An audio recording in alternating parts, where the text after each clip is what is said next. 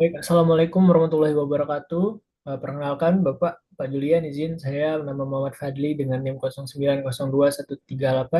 09021382227161. Pada malam ini saya akan mempresentasikan tugas akhir ujian tengah semester saya pada mata kuliah Deep Learning yang akan saya angkat studi kasusnya merupakan penerapan Deep Learning pada tugas akhir saya sendiri.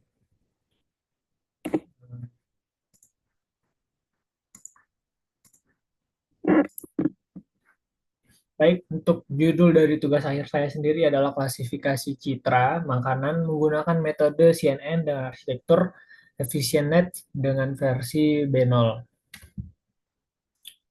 Untuk latar belakangnya sendiri, Pak, sebagaimana data yang sudah ada pada Badan Pusat Statistik Indonesia, bahwa usaha penyediaan makanan itu jumlahnya sampai dengan 44,85 juta, 5 juta unit, di mana angka tersebut termasuk angka yang besar sebagai usaha yang ada di Indonesia, usaha makanan tentunya. Namun, eh, banyak dari data juga menjelaskan bahwa usaha penyediaan makanan ini masih menggunakan sistem yang manual, di mana sistem manual ini terkadang membuat eh, usaha tersebut menjadi kurang efisien, di mana salah satunya yang akan menjadi latar belakang dari penelitian saya ini.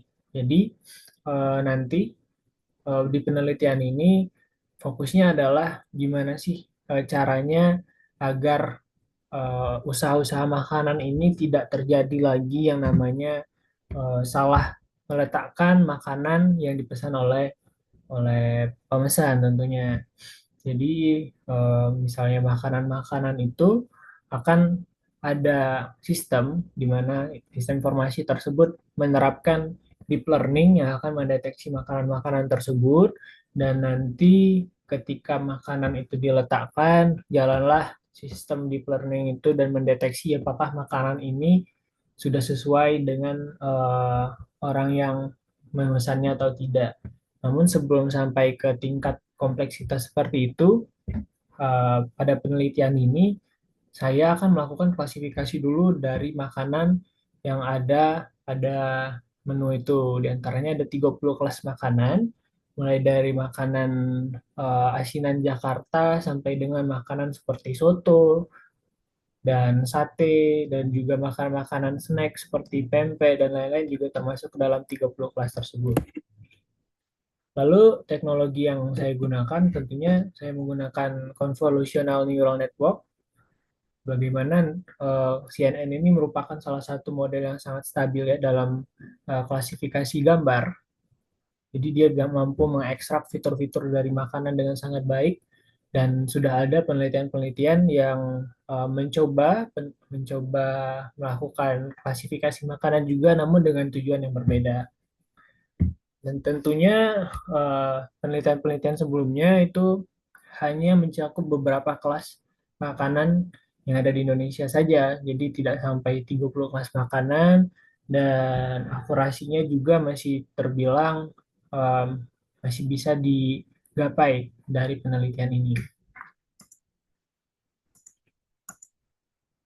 Lalu tujuannya, seperti yang saya bilang tadi Pak, untuk mengembangkan model klasifikasi citra makanan yang mampu mengenali berbagai jenis makanan Indonesia secara akurat dan representatif.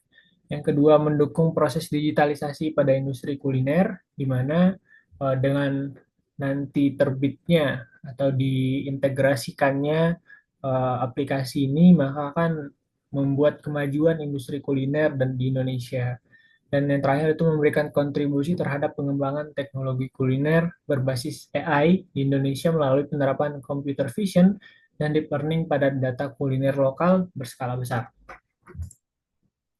Lalu ini visualisasi sederhananya, jadi nanti ada makanan, ini salah satu contoh dataset makanan yaitu asinan Jakarta yang akan diekstraksi oleh deep learning. Deep learning-nya akan memprediksi sesuai hasil model trainingnya dan akan menampilkan hasil.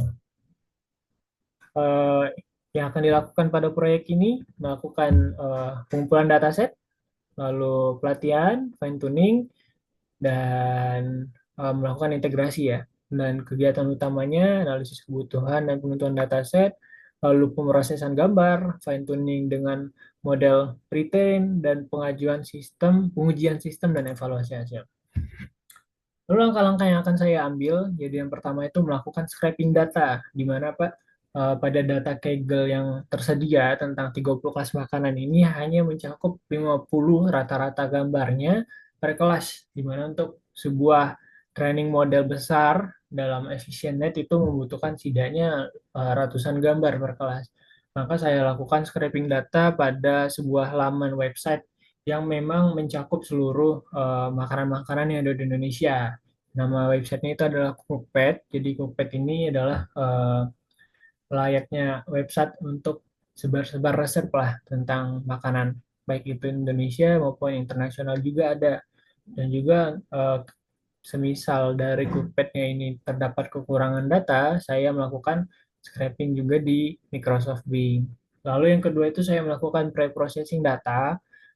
Jadi data-data yang dikumpulkan dari hasil scraping itu masih sangat mentah. Jadi yang saya lakukan adalah saya mengcropping gambar-gambarnya, semisal terdapat ada elemen-elemen lain seperti sendok atau apa namanya em, eh, atau elemen-elemen lain, meja, taplak meja dan lain-lain akan saya crop dan hanya menyisakan piringnya saja agar pelatihan dari model ini akan lebih berfokus kepada makanannya.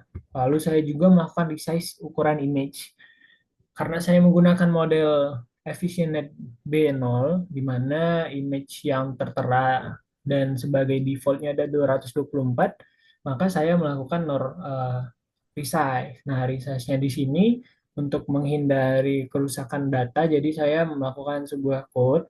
Jadi nanti ketika gambar itu bersifat tidak persegi atau 1 224 kali 224, maka gambarnya akan diperkecil dan jika menyisakan sisa akan diisi sama eh, bayangan hitam lah. Jadi gambarnya tidak akan ke stretch dan tidak akan merusak dataset yang ada. Lalu saya melakukan training dan evaluasi model. Saya menggunakan FNet dan evaluasinya saya menggunakan beberapa teknik evaluasi dan lalu melakukan integrasi dan deployment model terbaik. Nah, untuk deployment modelnya sendiri saya menggunakan Flash dari Python agar mudah mengintegrasikannya dari model ke juga websitenya.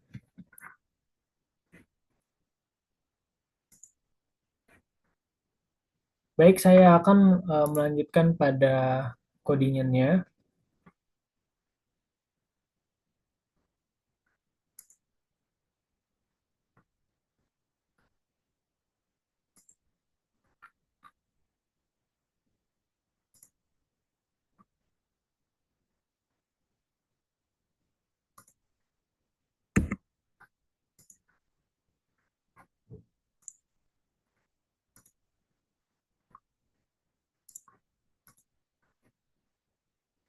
Nah, Pak, izin Pak, ini merupakan code dari apa namanya training saya. Jadi saya melakukan import modul-modul yang saya gunakan, lalu saya melakukan upload dataset ke local collab agar tidak terjadi bottleneck. Lalu di sini ada konfigurasi untuk image width-nya dengan 224, base size-nya juga saya integrasikan, dan epoch-nya juga dengan target 50 epoch. Lalu di sini ada trend data gen, saya melakukan augmentasi ya. Jadi di sini ada rescale, ada si range, zoom range, dan lain-lain. Lalu saya melakukan validation split, di mana saya membagi datanya 20% untuk ke validation dan 80%-nya ke trend data gen. Lalu di sini ada trend generator dan validation generatornya untuk mendeteksi gambar-gambarnya. Lalu di sini ada arsitektur yang saya gunakan, Pak. Kebetulan saya menggunakan EfficientNet Band 0-nya sebagai ekstraksi fitur yang akan dilakukan sejak awal. Lalu saya melakukan fine tuning penuh. Jadi layar trainable-nya saya train lagi, saya buat true. Lalu di sini X saya gunakan base model output-nya. Lalu global average pooling 2D-nya saya gunakan juga untuk fitur-fiturnya agar uh, menjadi vektor satu dimensi dan tidak terjadi overfitting. Nah, di sini saya melakukan dense layer sebanyak 3 kali, dan menggunakan activation layernya yaitu ReLU. Jadi dengan uh, neuronnya 1024, 512, dan 128 yang akan mengkerucut dan menjadi lebih mantap lagi. Lalu di sela-sela antara dance layer ini saya lakukan drop out dari neuronnya sebesar 20% agar menghindari dari overfitting itu sendiri.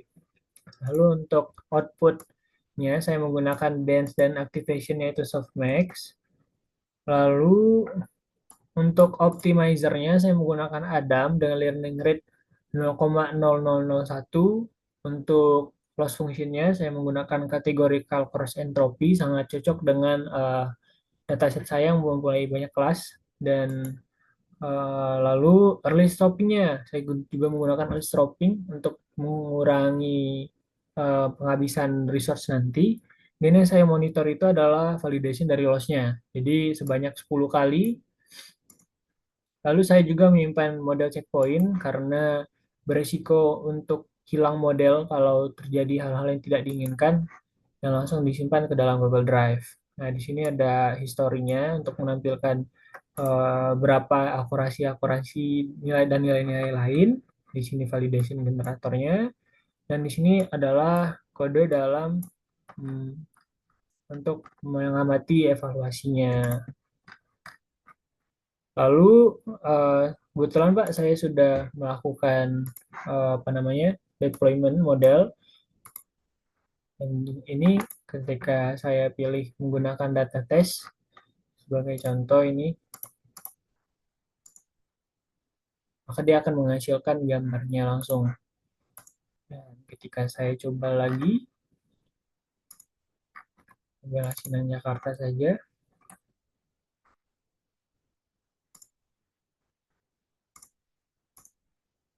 nah dia akan menghasilkan modelnya lagi. Jadi alhamdulillah model ini termasuk sudah sangat baik lah untuk di pada penelitian ini.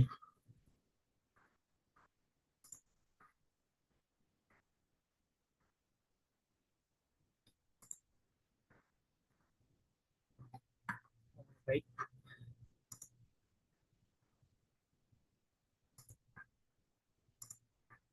ini Pak untuk uh, websitenya yang saya gunakan. Jadi dimulai dari landing page dulu terlebih dahulu, lanjut penjelasan dan beberapa gambar yang saya gunakan. Di sini saya akan memilih gambarnya. Sebagai contoh saya pilih ini Sinan Jakarta ya. Dan saya submit untuk memprediksi dan akan menghasilkan hasilnya dan gambar yang tadi saya gunakan di data test. Lalu misal kita ambil pempek, dia akan masuk lagi dan memprediksi lagi bahwa ini pempek.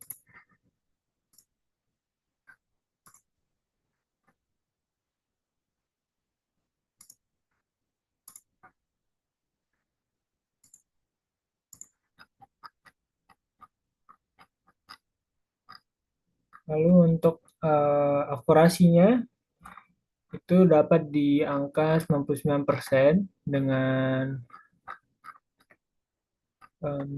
conversion matrixnya seperti ini.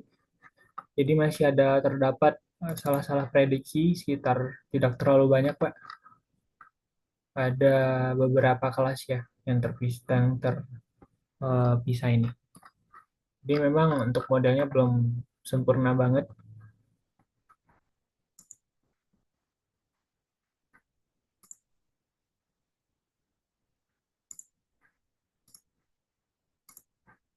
Lalu kesimpulannya, proyek ini menunjukkan bahwa penerapan deep learning berbasis CNN dapat menjadi solusi efektif dalam mengklasifikasikan citra makanan. Ya, dengan akurasi yang sudah ditentukan dan juga deployment, ya memang menurut saya sudah bisa lah menjadi salah satu solusi dalam mengklasifikasikan makanan dan membantu